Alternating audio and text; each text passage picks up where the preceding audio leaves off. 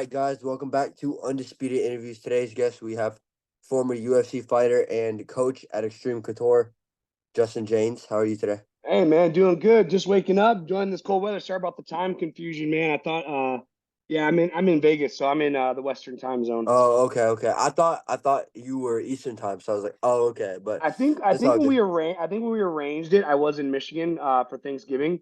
And then Yeah, yeah, but anyways, it's all good, dude. No problem at all. all good. All right, my first question for you today is, how did you discover MMA in the UFC, and what made you realize you wanted to become a professional fighter? Man, I tell you what, in my senior year of high school, I was wrestling. I was getting ready to go wrestle in college, play football in college, and a guy by the name of Andy McLaughlin gave me the opportunity to step into the ring. I didn't really want to, but he was a good salesman. He was a car salesman at heart, and he sold me on the idea. Got to do it. I did my first amateur fight at 17 years old. I lost. I got submitted by guillotine in the first round, and I was like, well, I can't go out like that. I'm not a fucking Yeah. bum. And then I took another fight, won a gritty decision, and I was like, this is what I want to do for the rest of my life. Yeah. I do boxing, so I'm like, Oh hell yeah! I like competing. I might be competing in February and March, Fuck but yeah, let's go, man. Good for you. I'm excited. Yeah, I mean, I'm 0-1. I've had one draw, but I think I'm ready to compete. Hey man, it takes guts to get in there. Win or lose or Yeah, draw, bro. It takes guts, bro. Even at amateur level, pro level, and I respect anybody that gets in there. yeah, same here. My next question for you is, what is your favorite moment of your MMA and UFC career, and what makes it your favorite moment? I got to be generic and just say my UFC debut, man. It's the way it all worked out. I was told that I might be getting the call on Monday, and then my opponent that I was going to fight got replaced. Max Raxkoff took my spot. I wouldn't say took my spot, but took the spot.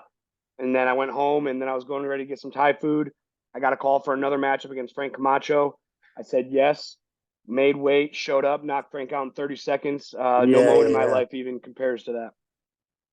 Yeah, I mean, I was doing a little research, and I was like, dang, 30 seconds. I mean, when you make your UFC debut, I feel like there's a lot more pressure on you because you're like, I don't want to take a loss in this first one and maybe get cut right after. Yeah, for me it wasn't, man, because my goal of fighting was just to get to the UFC. I hear everybody says, "I want to be the UFC champ. I want to be the UFC champ. I want to be the UFC champ." That wasn't my goal. My goal was to get to the UFC and try to make money fighting.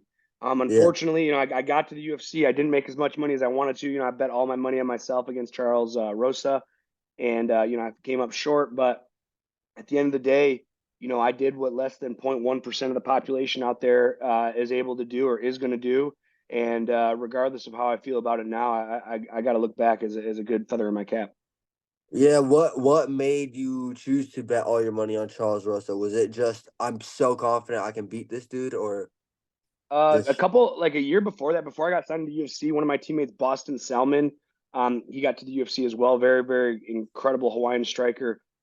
He lost his first fight in the UFC, and then going into his second fight, we're sitting by the lockers and we're talking about how ready he's going to be in this and that. And he says, "I'm so confident in this fight. I'm going to bet all my money of my purse in this fight." I was like, "Wow, that's fucking gangster." And then he didn't do it, and then he lost. And I was like, "Well, it's only half gangster because he only talked about it." I was like, "You know what?" I was sitting in my locker with Eric Nixick, one of the uh head coaches at Extreme Couture. I'm yeah. like, "Hey, what do you think of this?" He's like, "You're fucking nuts." So I bet $20,000 on myself. I bet my entire show money. I bet my coach's money, the money I was going to pay them on the outcome that I was going to win. I just didn't think Charles could beat me. And I tell you what, I still don't think he won the fight. I don't understand the scoring. Charles never had me hurt. He had never had me in any danger. I had him hurt in the first round. I had him hurt in the third round.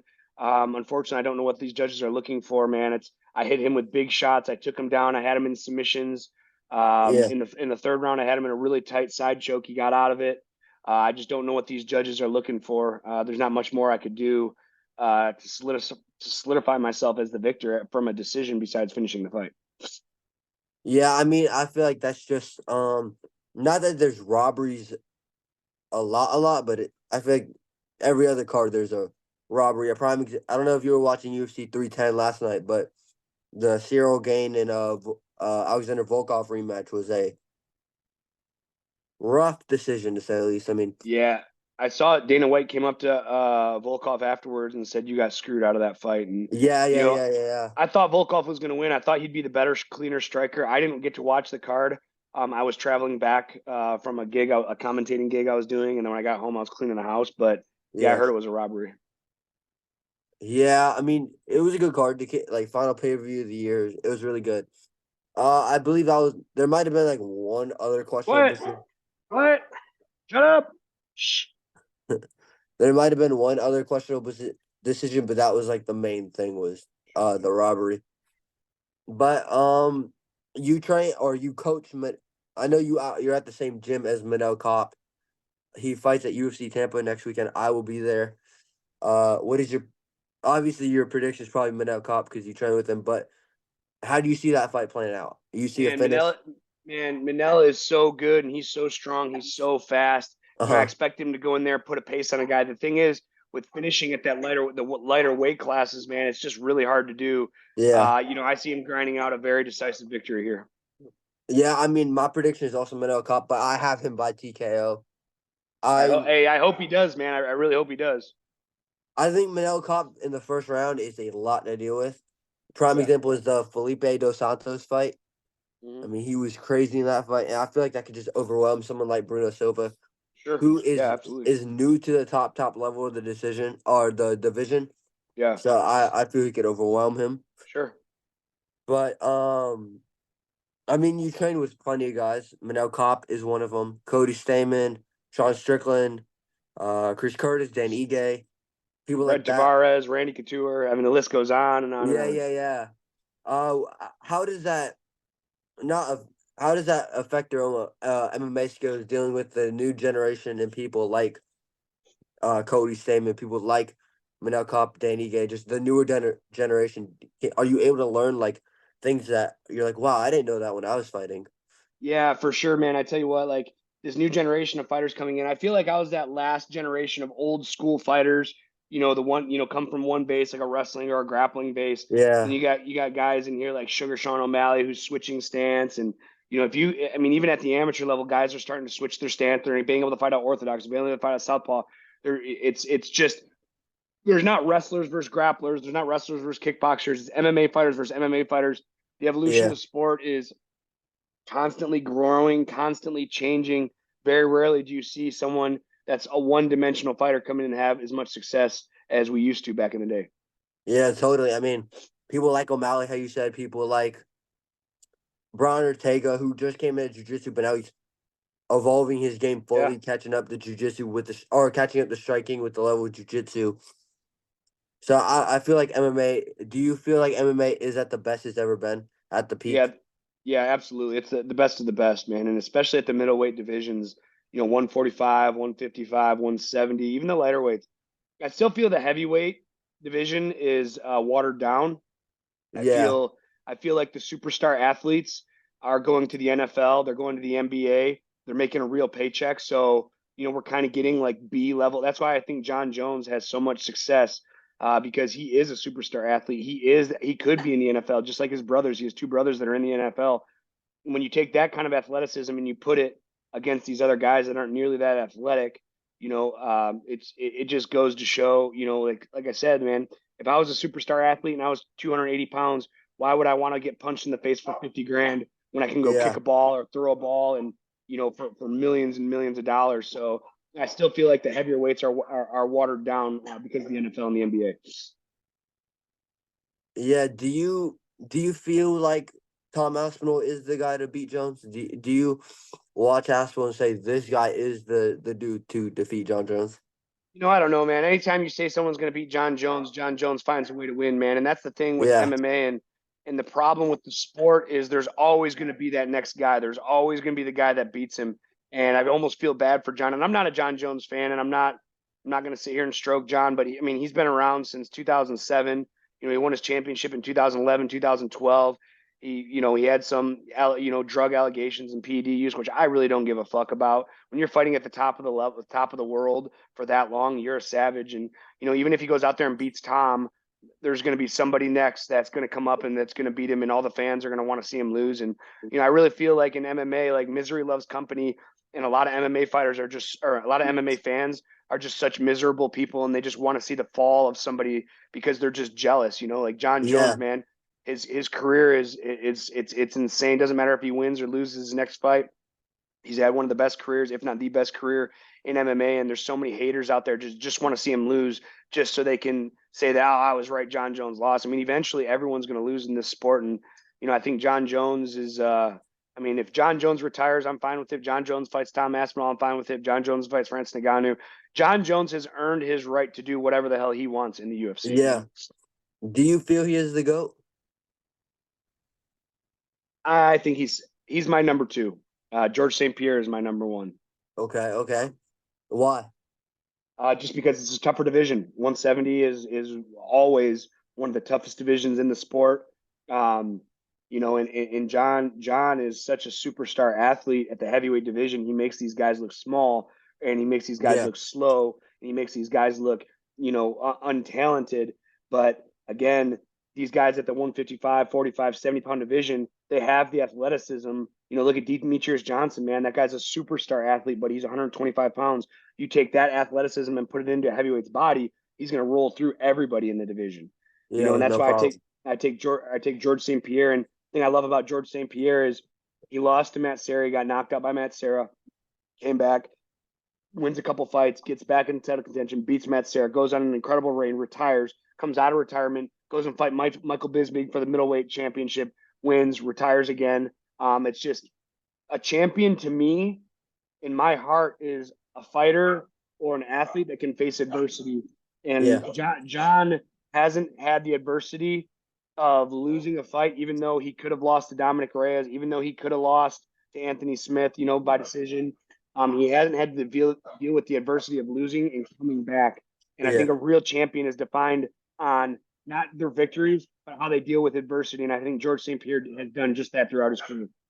yeah. I mean, I feel the same, but I have John Jones as number one because of the fact that he technically never lost. I mean, he got disqualified, and he could have gotten disqualified again to Anthony Smith with the illegal knee to the head, but Sophie. but um, Anthony Smith is just crazy tough. Speaking of Anthony Smith, what did you think of his fight with Reyes last night? Sophie. God damn, I got 25 dogs in my house right now. Unfortunately, Anthony Smith's at the end of his career, man. Dominic Reyes is tough. I still think Dominic Reyes is a contender. Yeah, Unfortunately, I like Anthony Smith. I love him in the broadcast booth. He's so smart, but him and I can relate to him so well just because we're both in a position to where in our mind we want to be able to compete. We want in our like if you said, "Hey, look, you're gonna fight fucking Chad Mendez," in your next fight, like I'm gonna be like, "All right, yeah, let's go." But my body just can't keep up with how my mind is. And I feel that Anthony Smith is going through the same thing through all the injuries, through the losses, all through the ups and downs. I think yeah. mentally that he feels he can still compete. And unfortunately, our bodies just can't. Our bodies just can't keep up anymore. Do you feel that should be his last fight? Do you feel it should be done? He's done enough in the sport. He's fought long enough for the UFC. It's up to him. I don't like telling people to when to stop, Yeah, because I don't like people telling me when I should stop. Because before I got to the UFC, everyone was telling me that I need to hang it up, that it's not going to happen, it's not going to happen. But I persevered a little bit longer, another year, and it did happen. So who am I to tell him when to stop? Whatever he decides to do, it's just like Tony Ferguson. Everyone's, oh, he needs to stop. He needs to stop. Guess what? Tony Ferguson has done enough. Anthony Smith has done enough to do whatever the fuck he wants. And we yeah, understand the risk, the health risk, the brain trauma that we're taking getting in there every fight. And as a fighter, we just accept it and we're okay with it. And if Anthony Smith wants to retire, he had a great career. And if he doesn't retire, I'll support him in his next journey as well. yeah. I mean, yeah. 'Cause I feel like fans say, "Oh, he should retire, or she should retire," but it's like a lot of people that say that don't know what it takes to be a MMA fighter. They don't know the the pay is not the best compared to other sports like boxing, like NFL, like H&L or hockey, whatever it's called. So Yeah, that's right. I feel like when they retire, it's up to them. Yeah, I agree with you 100%. Um, my next question for you is I don't know if you know this, but Dracus Duplessis versus Sean Strickland, the rematch was announced for UFC February 8th. 312 in February 8th. Australia. How do you? I'm assuming you're picking Strickland, but How do you see that fight playing out compared to the first fight? I think Sean's going to make the correct adjustments. Now, when we talk about changing game plan, Sean isn't going to change his game plan. He's just Yeah. going to walk him down. He's going to have a little bit more output. I think the cut in the first fight really affected his vision. I think it really affected how the judge scored the fight because it looked like Sean had damage on him when he was bleeding. Sophie, shut up. But with that being said, I mean, it's no surprise. Sean is going to come in with the same game plan, the same attitude. He's going to walk him down. He's going to throw his teep kicks. He's going to try to get in a brawl. And it's up to Duplessis to either keep his range or get in the pocket and bang with him. I think Sean's going to work his angles.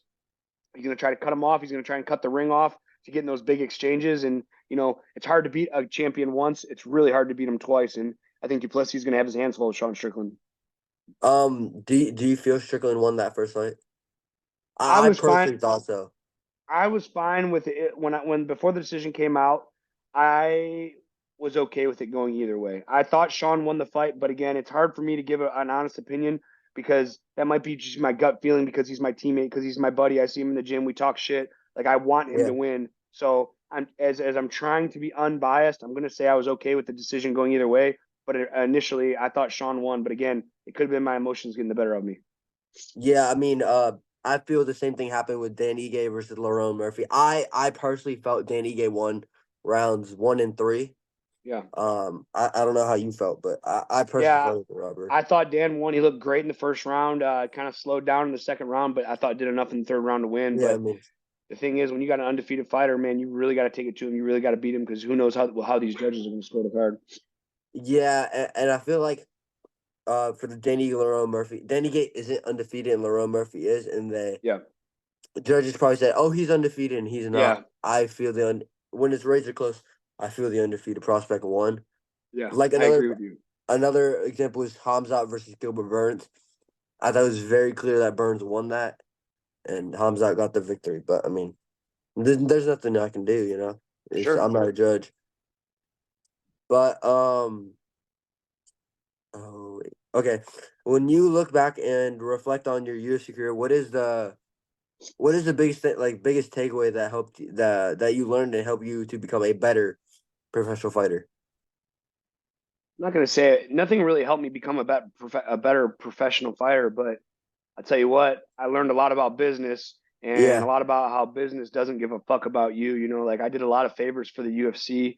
I did 4 short notice fights for the UFC and essentially didn't get anything back in return. I was embarrassed on TV a couple times because of it, like when I fought Smith, DeAndre Smith, or not DeAndre. Is it DeAndre Smith? Trying to think of the Smith I fought, but regardless, Deontay Smith, Devontae Smith, excuse me. Like they called me up on Thursday to fight. I said I wasn't training, I wasn't ready, I wasn't in shape. They said, well, if you don't take this fight, we're gonna cut you. And so I Oh, showed up. I made weight at 160, and I was embarrassed. I came out with. I wasn't ripped. I wasn't in shape. I wasn't training. I was recovering from an injury, but they put me in a spot that I had to take the fight, or they were going to cut me from the roster. So what do? You show up and you do the best you can. And I got a lot of criticism for after that fight because, oh, you look like shit. Yeah, no shit, I look like shit. I wasn't training. I wasn't dieting. I was drinking beer. I was smoking pot. Like, how am I supposed to look? And I just yeah. feel that what I learned from that experience was business. When it comes to business, people don't give a fuck about you. Do you feel when the fans say, "Oh, you looked like shit," "Oh, this or that," that they don't take into account the situation? It's not like you had a full camp; you had a couple days. Yeah, I got the call on either Wednesday or Thursday, and Oh, no, they that don't. same Saturday. The same Saturday, yeah. Oh wow. It might have been, yeah. It might have been Tuesday actually. It was Tuesday because we were sparring, or the guys were sparring at the gym. Uh huh. But here's the thing: they don't mention that a lot in the broadcast. They Yeah. don't mention like, oh shit, this guy got. I mean, sometimes they do, but a lot of fans overlook that point. It's Yeah. like I was called on Tuesday to fight on Saturday against Devontae Smith, who had put in a full 10-week training camp, and I had to take his opponent's spot. Like, how am I supposed to show up? And not to mention, like, I was in the fight too, and unfortunately, got doctor stop. My eye got he hit me in the eye when we were on the ground, and my eye swelled up, and the doctor stopped it. Like I was still in the fight. Unfortunately, I just wasn't at my A game, and I was put in a bad situation to come out unsuccessful. Unfortunately, Do you do you still get the urge to fight? Like when you watch Dan Ige or when you watch Sean Strickland, do you sit there and think, "Wow, I wish I could still do this"? I still do it, man. I fought twice last year. I'm looking to sign with BKFC this year. I'm like a drug addict that can't put it down, man. It's a really tough thing to let go, especially when you're doing your whole life. Like I said, I'm looking to sign with BKFC this year. Hopefully, they'll pay me good money. If they're willing to write me checks, I'll get in there and I'll crack some necks, man. I have like a crazy question. Bryce Hall Sure. is fighting Kimbo Slice Jr. In bare knuckle in January. Would you fight Bryce Hall? I'll fight anybody for a paycheck. If they said, "Hey, you want to fight your mom for some money?" Fuck yeah, I'll knock that bitch out too. Like, Oh I'll wow. fight anybody. I'll fight Yeah. anybody for money. Do you have a certain amount of money that you want per fight, or you're just like, if it seems high enough, you'll do it? Minimum 10,000 Oh, per fight or for BKFC. Minimum 10,000 per fight. Yeah. oh, okay, okay. Um, my final question for you today is when before you walked out for your fights in the UFC or the amateurs or whatever it may be, how did you handle and overcome the anxiety and the nerves right before you walked out, and how were you able to use it to your advantage in the fight itself? Yeah, I tell you what, man, as I progressed, as I matured through my career, early on I was a kid. I had my first fight at 17 years old. I'm walking out, not I was more on an autopilot than anything. Yeah, Because in my brain I'm like, why am I doing this? Why am I doing this? This is terrifying. This is scary. Then I became 18 and I became a young adult and then I was 20, 21, 22. I didn't start getting really able. I mean, you're always nervous, even now when I walk. Actually, now when I walk out, I'm not very nervous. And that's actually one of the reasons why I want to retire because I don't get that. I don't get those nerves like adrenaline. yeah, I mean I still do, but not like it used to be. Now it's just like, all right, well, another day at the office, let's go. Yeah, But it's not like a do or die situation like it used to be. So as I've matured through my career, I first was used to be really, really nervous.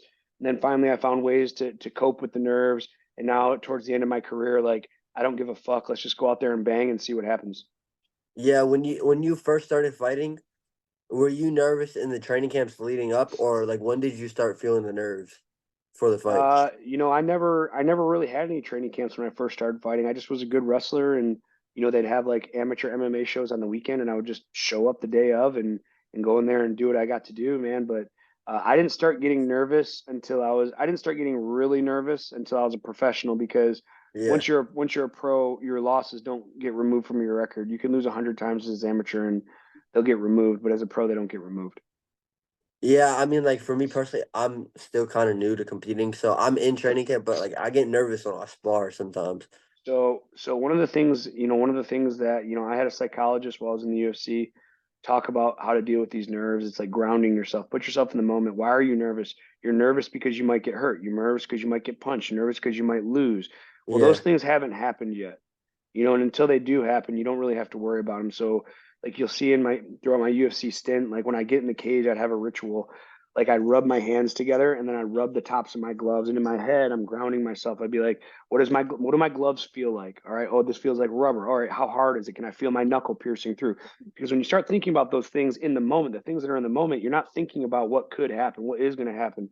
You'll see me yeah, a lot of times. I'll rub my feet on the mat and because it's a canvas in the UFC and in every other organization I fought for, it wasn't a canvas. It was like a rubber foam. So in my head, I'd be rubbing my feet. And you watch my fights, you'll see me rubbing my feet on the mat. And in my head, I'm telling me like, what does this mat feel like? Oh, it's coarse. It kind of feels like a rug burn. Oh, and I'm going through these things in my head. And as Bruce Buffer is about to announce my name, then I'll look at Bruce. I'll be like, what does his voice sound like? Oh, how does this sound? And again, I'm not thinking about my opponent. I'm not thinking about what could happen. I'm not thinking about what bad things that could happen, good things that could happen. I'm just putting myself in the moment to enjoy the moment, and it would literally just take all the stress out of the whole situation for me. yeah. That's what I've started to do. I've started like not the same thing, but I started meditating at night over Yeah, it, for and sure. just like kind of like what's it called? Uh, kind of like envisioning it, like Yeah, envisioning the it's day. it's called visualizing. Yeah, visualizing. So here, Just here, here, I'll give you a little tip that I wish I would learned earlier in my career. There's this video on YouTube, or this guy on mhm, YouTube. His name's Wim Hof, Wimhof, Wim okay, Hof. And do yourself a favor if you're serious about it. Look up his breathing. Just put like Wim Hof breathing techniques for beginners, and lay down on your bed. Make the room dark, and just listen to him, and he'll tell you what to do. And it's very simple. It's just breathe in, breathe out, basically. And you'll go through like 3 or 4 rounds, and you will the breathing exercises. If you do them right and you close your eyes, you'll feel like a euphoric high And then you can really, that's so like I'll go through my Wim Hof, I'll do my 3 or 4 rounds, and I'll close my eyes and I'll start visualizing. All right, here's me walking to the cage. Okay, here's me. I just got cracked. I fell. What do I do when I get rocked? All right, well, I'm gonna start to grab a leg. You know what I mean? You can start Yeah. playing these through, but your mind is so clear and your mind is so, ready to take on that experience of the visualization after you cleared out. Because I don't know what you do for a living. You look young, so you might be in college, maybe, or I'm a senior in high school. okay, okay. So exactly, yeah, you're young, Yeah. man. So when you do this Wim Hof, you're not going to be thinking about your schoolwork. You're not going to be thinking about that guy or that girl in high school that that you're having an issue with, or maybe your girlfriend. You have an issue with your girlfriend or your best friend or whatever it is. When you do this Wim Yeah. Hof, all that gets erased temporarily, and you're just in the moment. And then you can start focusing on what matters, and that's training. That's okay, cool, man. In this round, I'm going to focus on my jab. In this round, I'm going to focus on my defense, and it just kind of gives you a clear thought. And that's what I'm having all my fighters do. So when we're in the back warming up before we go to competition, all my fighters have to do 3 rounds of Wim Hof, Yeah. cover their eyes, do 3 rounds of Wim Hof, and then we get ready to warm up. Yes, sir. Appreciate your time today. Yeah, I appreciate you, man. Thank you so much. And yeah, send me the video when it comes out, and I'll share it on my page. Yes, sir. Justin Jaynes, everybody. Appreciate you. Appreciate you, man. Take it easy. You too.